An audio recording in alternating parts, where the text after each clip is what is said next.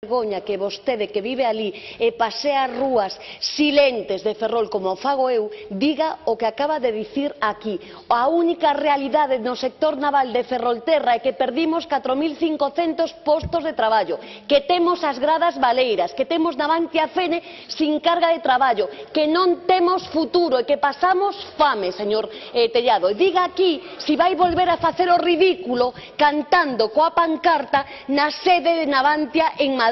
Diga se vai a votar a favor aquí cando agora pedimos a dimisión dunha dirección que é incapaz e que se vai cargar literalmente o sector naval público, coa complacencia do alcalde de Ferrol e coa complacencia do senador Juan Juncal e de todo o staff do Partido Popular. Esa é a realidade, señor Tellado, e que teña desvergoña, teña principios, polo menos vostede que vive ali, que ten fillos ali, que non temos futuro, que é o que dicía o señor Losada, que temos parados de longa duración, que non vemos a luz, señor Tellado, non vemos a luz. 4.500 postos de traballo dende que gobernan vostedes, e non hai futuro, e non somente eso, é que non teñen desculpas, non hai dique flotante, fixeron campaña con dique flotante, non hai dique seco, non hai carga de traballo nin melloras para carenas, non hai nada de nada, e temos o mellor asteleiro do mundo, que é Navantia Fene, que é Astano,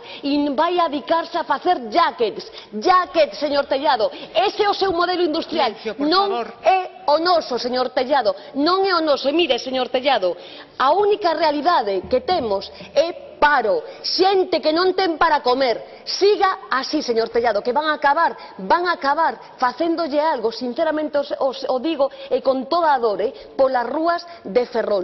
Vostede non ten vergoña, señor Tellado, silencio, por favor. E mire, tamén me gustaría, señor Tellado, que nos diga se está de acordo con que vostedes cumplan a lei de industria que fixeron. Están de acordo? Nós queremos que cumplan co que está publicado.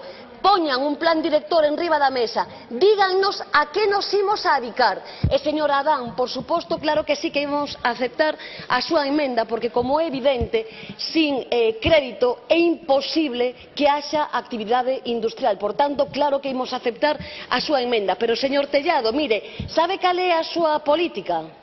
Esa que defende con tanta virulencia. A súa política é a que sae hoxe nun xornal, literalmente. O goberno galego confía en que Navantia, e remato, señora presidenta, cumpra os prazos e consiga máis traballo. Confía. Eso que fai o goberno galego, creer en Deus e pensar que choven postos de traballo dende o aire. Señor Tellado, quedou retratado. Vote a favor e seña coherente desta iniciativa.